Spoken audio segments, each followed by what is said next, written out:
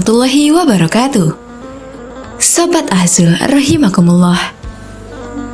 Abu Nawas memang cerdik. Meskipun tak mempunyai kemampuan untuk melaksanakan titah sang raja, namun dia selalu berhasil melaksanakan tugasnya. Dan hadiah selalu menanti. Sungguh rezeki yang tak disangka. Suatu ketika, Abu Nawas diundang oleh Raja Harun al-Rasyid untuk makan bersama.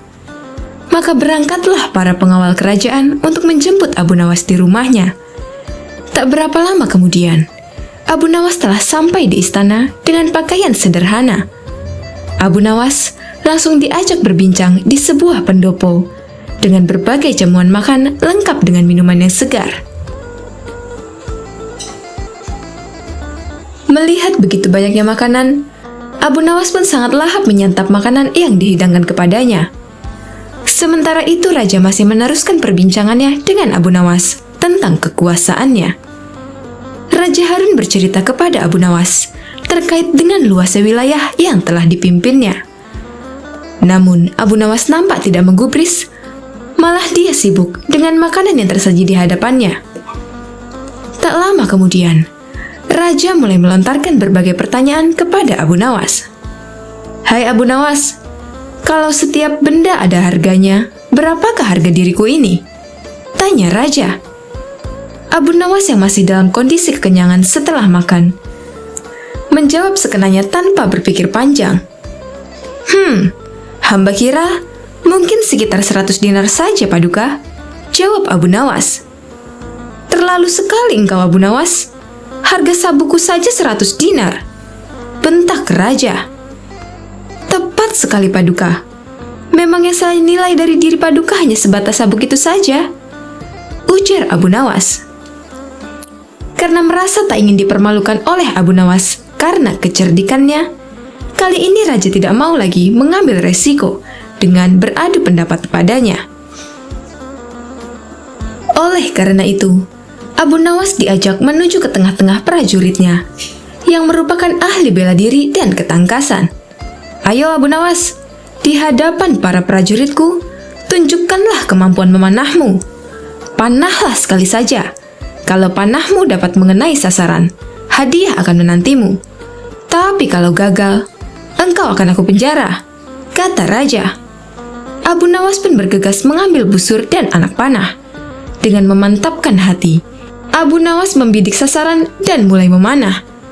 Namun panahnya meleset dari sasaran. "Dari pengamatan saya, ini adalah gaya memanah para makalar tanah," ujar Abu Nawas untuk menutupi kelemahannya. Sesaat kemudian, Abu Nawas mencabut sebuah anak panah lagi dan membidik sasaran.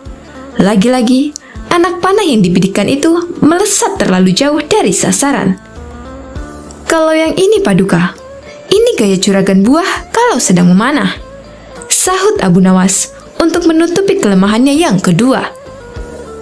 Untuk yang ketiga kalinya, Abu Nawas kembali mencabut anak panah dan mulai membidiknya. Namun kali ini, kebetulan anak panah yang dibidiknya mengenai sasaran. "Nah, yang ini Paduka, ini baru gaya Abu Nawas kalau sedang memanah. Saya pun menunggu hadiah yang Paduka janjikan," kata Abu Nawas dengan gembira. Dengan tak bisa menyembunyikan tawanya, Paduka Raja lantas memberikan hadiah kepada Abu Nawas. Dengan kecerdikannya bermain kata-kata yang masuk logika, akhirnya Abu Nawas mendapatkan hadiah. Dia pun langsung memohon diri karena tak sabar untuk memberikan hadiah itu kepada istrinya. Wallahu a'lam bishawab.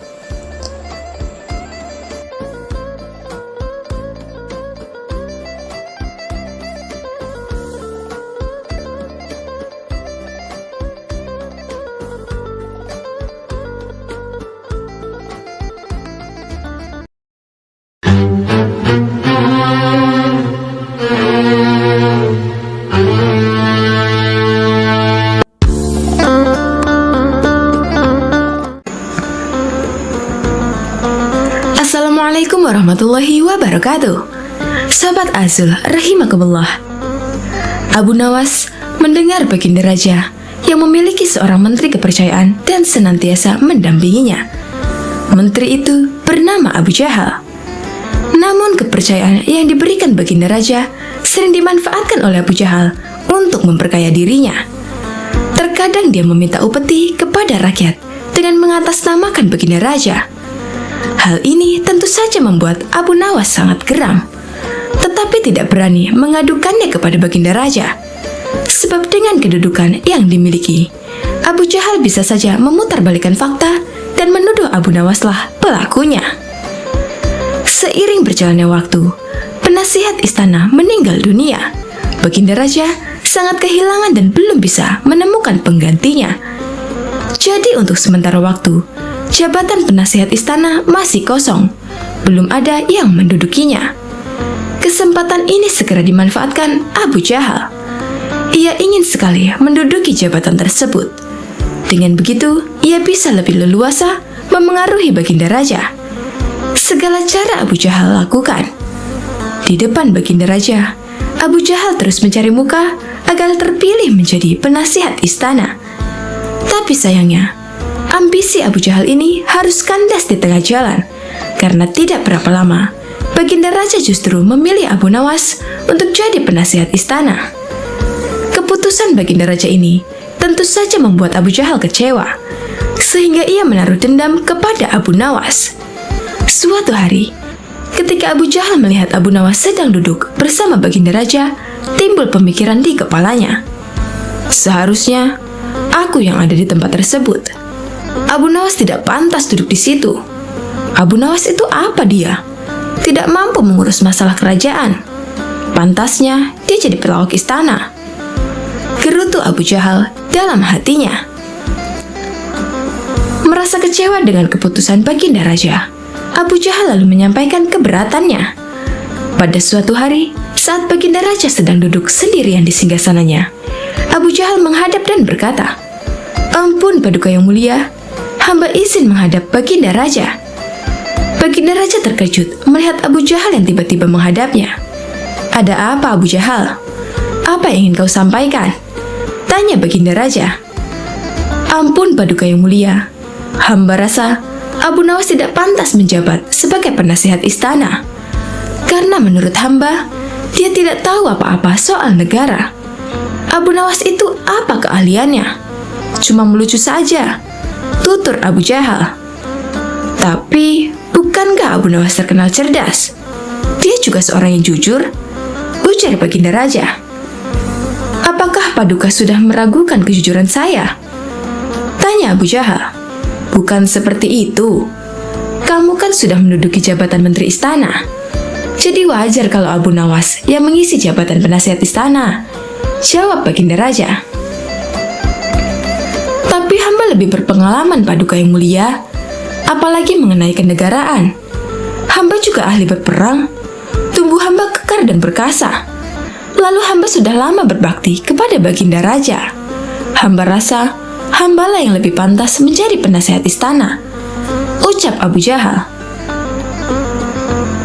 Melihat ambisi Abu Jahal yang begitu besar ingin menjadi penasihat istana, Baginda Raja akhirnya membuat keputusan.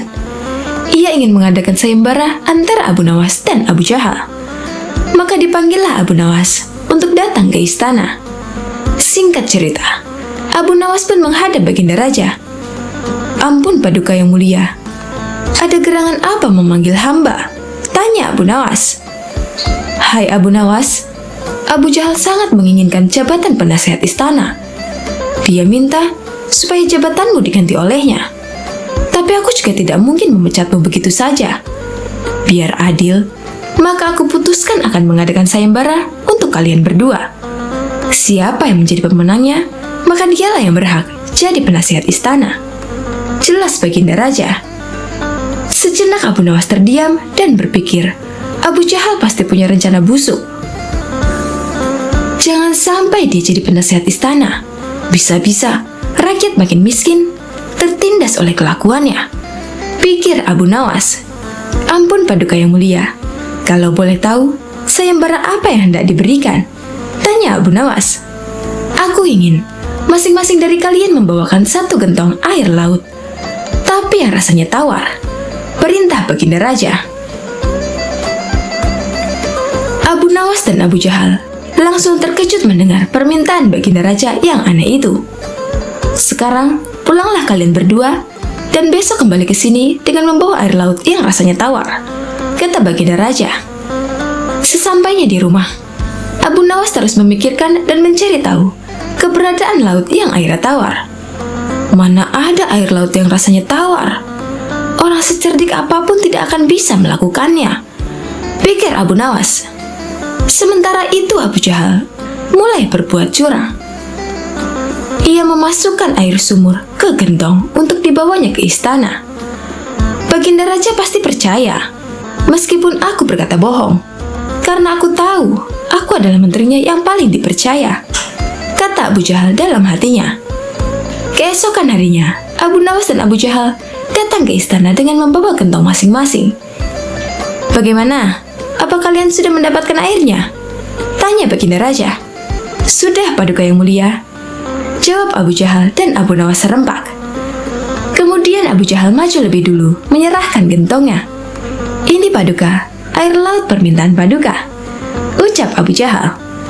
Baginda raja lalu mencicipi air yang dibawa Abu Jahal. "Bagus Abu Jahal, air ini rasanya tawar. Tapi benarkah ini berasal dari laut?" tanya baginda raja. "Benar sekali Paduka, hamba sengaja mengambilnya dari laut yang tidak diketahui oleh banyak orang," jawab Abu Jahal penuh percaya diri. Sekarang tibalah giliran Abu Nawas menyerahkan gentong miliknya. Ketika baginda raja mencicipi air yang ada di gentong Abu Nawas, ia pun langsung berkata, "Hai Abu Nawas, kenapa rasanya masih asin dan getir? Yang aku minta, air laut yang rasanya tawar," ucap baginda raja. "Ampun Paduka yang mulia, tapi memang begitulah rasa air laut," balas Abu Nawas. "Baiklah, karena lomba ini dimenangkan Abu Jahal, tentu dia yang akan menjadi penasihat istana," tutur baginda raja. Mendengar itu, Abu Jahal sangat kegirangan, sudah tidak sabar ingin menduduki jabatan tersebut. Ternyata sangat mudah mengelabui baginda raja, pikir Abu Jahal. Tapi tiba-tiba baginda raja kembali berkata, "Hai Abu Jahal, di mana kamu menemukan laut yang airnya tawar? Antarkan aku ke sana sekarang. Aku ingin mandi di sana," titah baginda raja. Seketika wajah Abu Jahal menjadi pucat, tubuhnya lemas dan gemetaran. "Anu Paduka yang mulia, hamba kenapa? Kalau kamu tidak bisa membuktikannya, berarti kamu telah membohongiku," ucap baginda raja. "Ampun Paduka yang mulia, air yang hamba bawa memang bukan air laut, tapi air dari sumur," kata Abu Jahal ketakutan. "Kamu lancang Abu Jahal, kamu kira aku anak kecil yang mudah dikelabui? Karena kamu telah berani berbohong, maka sebagai hukumannya, kamu bukan hanya gagal jadi penasihat istana, tapi juga akan dipecat dari menteri. Kamu juga harus menjalani hukuman penjara," bentak baginda raja. Kemudian baginda raja memerintahkan beberapa pengawal untuk menangkap Abu Jahal dan memasukkannya ke penjara. Kini tinggallah Abu Nawas di hadapan baginda raja. "Hai Abu Nawas, bukankah kamu terkenal cerdik? Bisa saja kamu membohongiku, dan dengan kecerdikanmu itu, kamu tentu bisa menutupi kebohonganmu. Tapi kenapa kau tidak lakukan?" tanya baginda raja. "Ampun Paduka yang mulia, hamba memang cerdik, tapi hamba bukan pembohong. Secerdik apapun manusia, tidak akan ada yang bisa mengubah rasa air laut menjadi tawar," terang Abu Nawas. "Kamu benar Abu Nawas. Itulah orang yang saya cari untuk menduduki jabatan sebagai penasihat istana. Cerdik dan juga jujur," kata baginda raja tersenyum puas. Wallahu a'lam bishawab.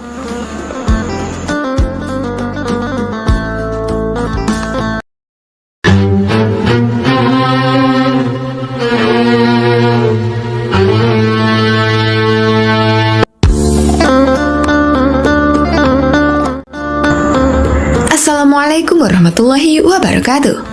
Sobat Asul rahimakumullah.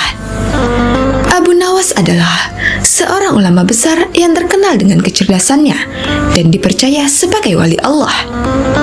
Di suatu hari, Baginda Raja Harun al-Rashid merasakan sakit di seluruh anggota badannya. Bahkan, untuk berjalan saja terasa berat. Akhirnya Baginda Raja memanggil tabib istana untuk mengobatinya. Tapi ternyata hasilnya nihil. Lantaran tabib istana hingga tabib sekota Baghdad tak bisa mengobatinya.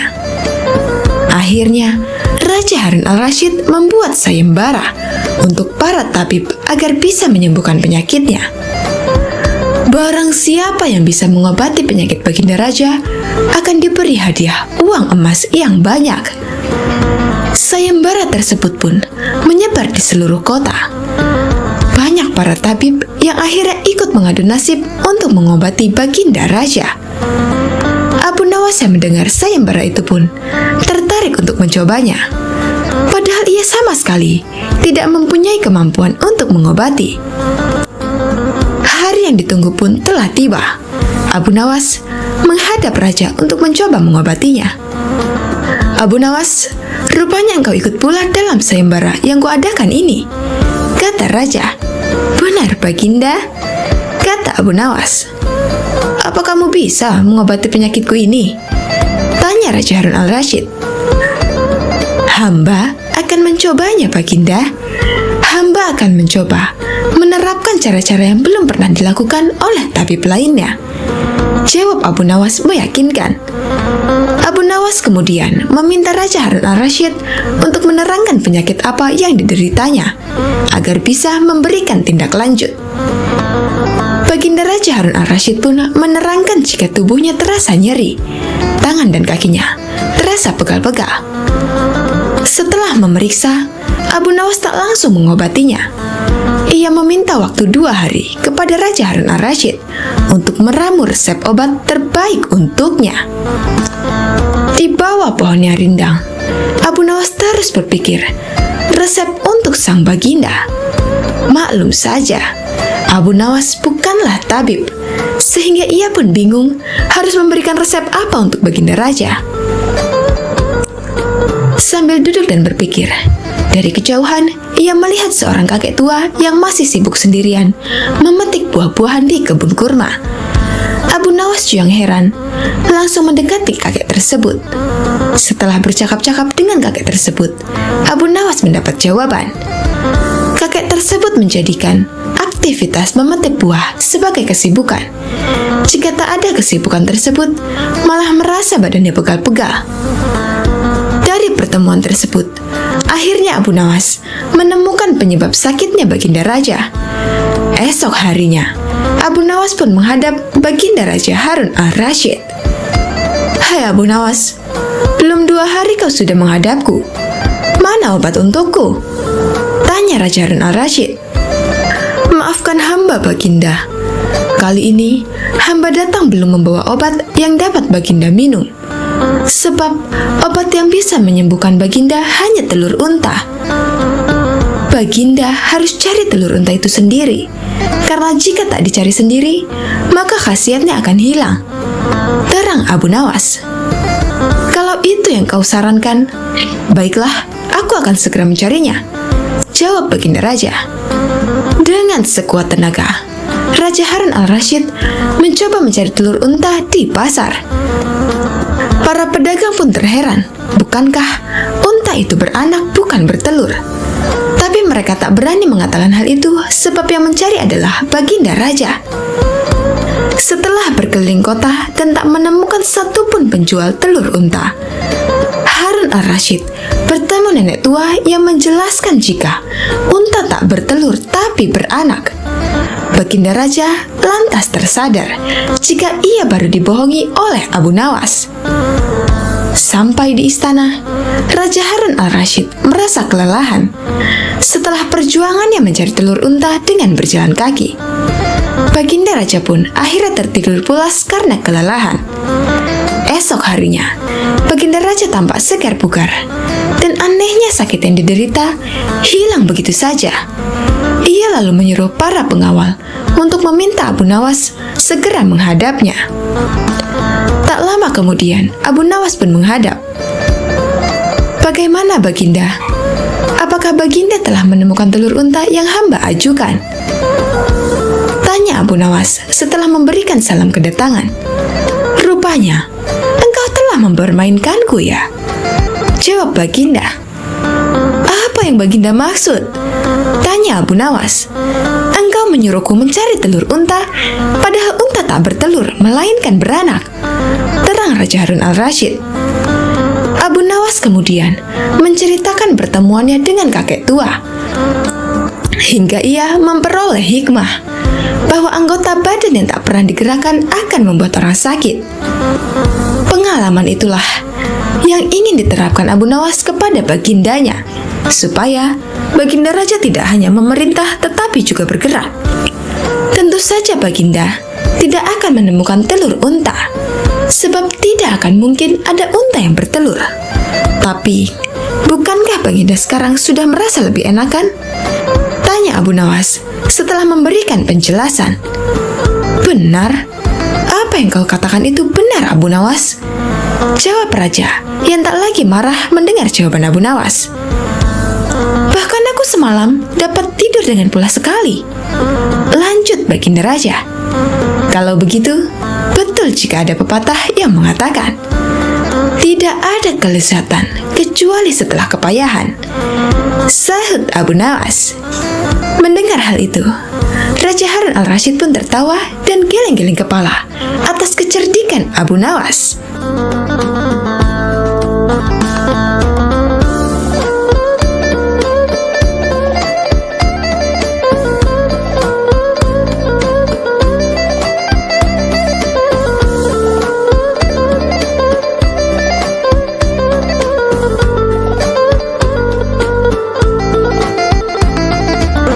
Sobat Azul, rahimakumullah. Ada berbagai macam cerita lucu dari Abu Nawas yang sering diceritakan ulang. Salah satunya adalah tentang berpuasa. Seperti dalam kisah kocak lainnya tentang sang pujangga, ada saja akal cerdik yang ia lakukan. Kali ini, dirinya yang tengah berpuasa hendak dikerjai oleh dua sahabatnya yang tidak berpuasa.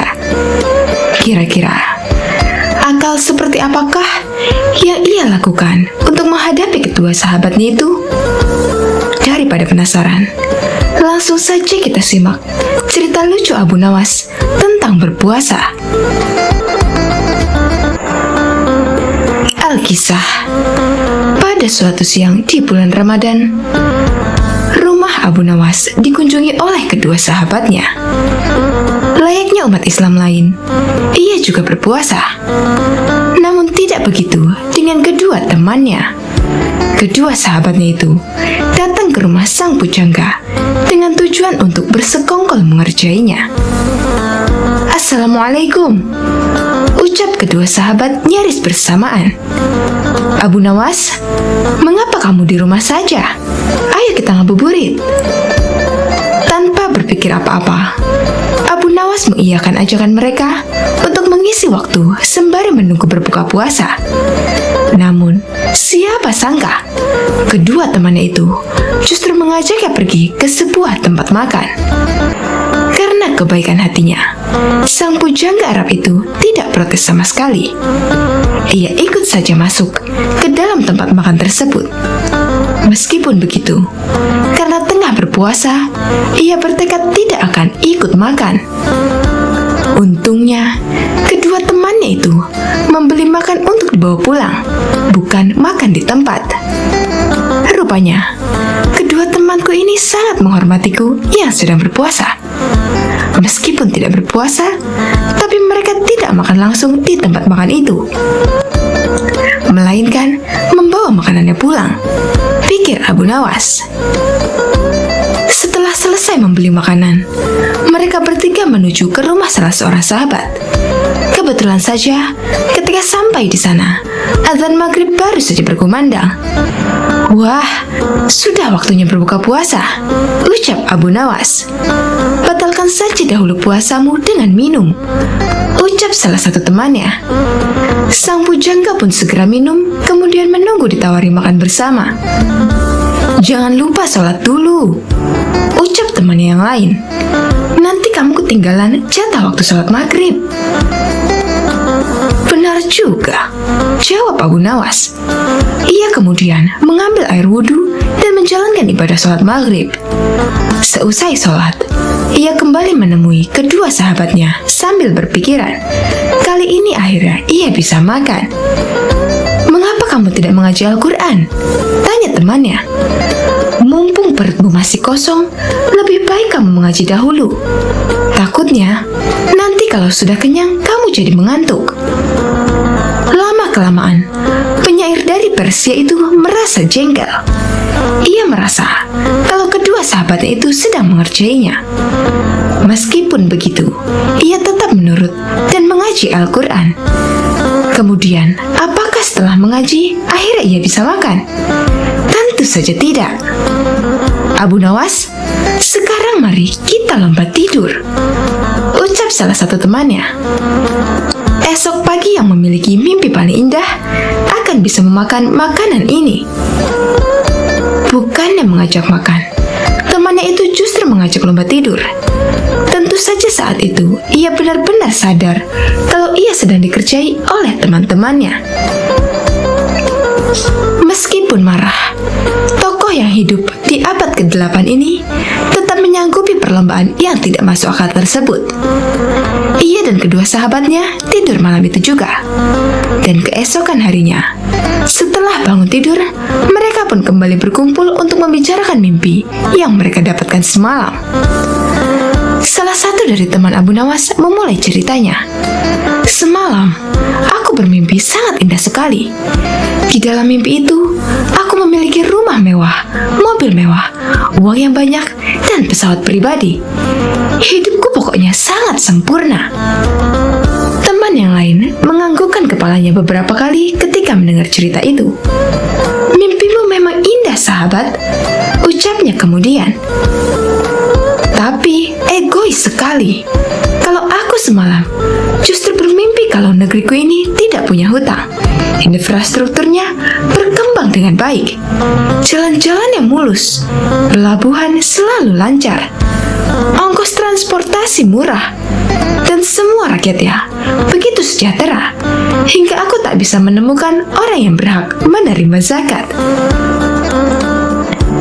Mendengar cerita tentang mimpi tersebut, salah satu sahabat sampai terkagum-kagum. "Mimpimu luar biasa sekali, sahabat," ucap salah satu sahabatnya. "Bagaimana denganmu, Abu Nawas? Apakah mimpimu lebih luar biasa dari sahabat kita ini? Coba ceritakanlah kepada kami, wahai sahabat." "Sayangnya, mimpiku hanya biasa saja," ucap sang pujangga memulai ceritanya. "Semalam aku bermimpi dengan Nabi Daud alaihi salam. Kalian tentu tahu kan kalau Nabi Daud gemar berpuasa. Beliau seringkali berpuasa sehari, kemudian berbuka sehari setiap waktu." Kedua sahabat itu mengangguk-anggukkan kepalanya. Kemudian, "Semalam dalam mimpiku, Nabi Daud bertanya kepadaku, 'Apakah engkau berpuasa, wahai Abu Nawas?' Tentu saja aku langsung menjawab iya. Kemudian beliau kembali bertanya, 'Sudahkah engkau berbuka puasa, wahai Abu Nawas?' Dan aku hanya bisa menjawab belum. Kemudian Nabi Daud alaihissalam menyuruhku segera berbuka puasa. Saat itu juga, aku langsung bangun dari tidur dan mengambil makanan yang sudah kalian belikan kemarin sore." Kontan, kedua sahabat pun hanya bisa saling berpandangan. Salah satu dari mereka kemudian mengecek makanan yang mereka simpan di dalam lemari malam sebelumnya. Benar saja, semua makanan yang mereka simpan kemarin kini telah raib. Berarti semalam sang bujangga sungguh-sungguh memakan makanan itu. Kedua sahabat pun langsung menyesali perbuatan mereka kemarin. Siapa sangka, rupanya mereka tetap kalah cerdik dari akal temannya. Berniat mengerjai, justru akhirnya ganti dikerjai.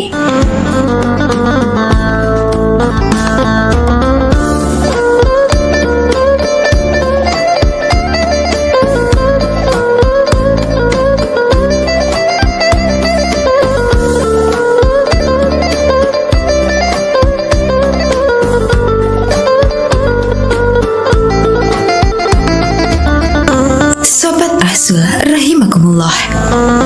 Dikisahkan, kala itu sejumlah penduduk Baghdad berkumpul di depan istana Khalifah Harun al-Rashid. Sebagian berteriak dan meminta agar Abu Nawas segera ditangkap. Dikisahkan dalam buku Kisah Lucu Kecerdasan Abu Nawas, susunan Sukma Hadiwiyanto, kala itu sejumlah penduduk Baghdad berkumpul di depan istana Khalifah Harun al-Rashid. Sebagian berteriak dan meminta agar Abu Nawas ditangkap. Para penduduk protes karena baliho raksasa milik Abu Nawas yang dipasang di depan rumahnya yang berbunyi, "Dijual cepat matahari Baghdad. Siapa cepat dapat bonus anak unta."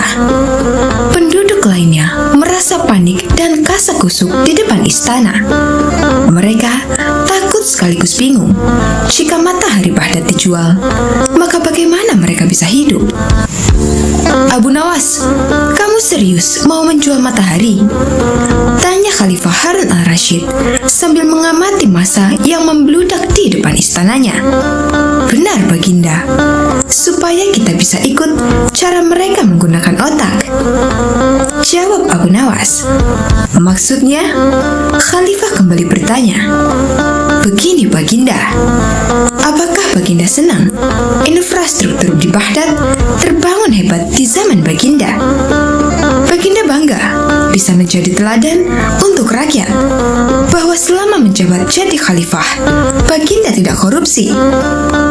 Baginda senang tidak mempertontonkan keserakahan dengan menguasai ratusan ribu hektar padang pasir. Padahal Baginda bisa melakukannya dengan kekuasaan yang sekarang Baginda genggam," beber Abu Nawas. Khalifah Harun al-Rashid yang bingung lantas meminta Abu Nawas untuk menjelaskan maksud dari ucapannya.